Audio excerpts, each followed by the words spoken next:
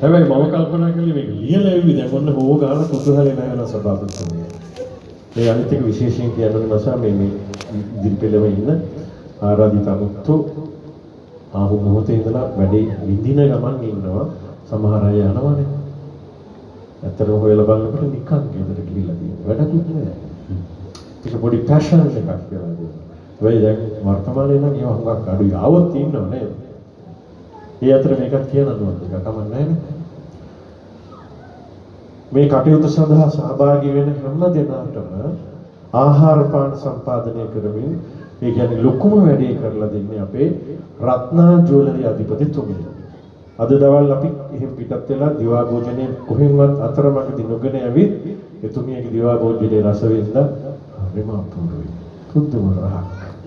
ඒ නෑ තව තියෙනවා. ඒක යටින් දීලා දෙන එක තමයි භයානක. මෙයාලා තමයි අද රැයට ඔන්නෝයි කියලා දාමු.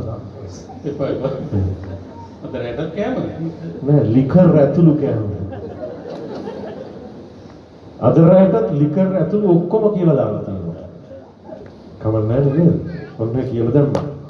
අන්න.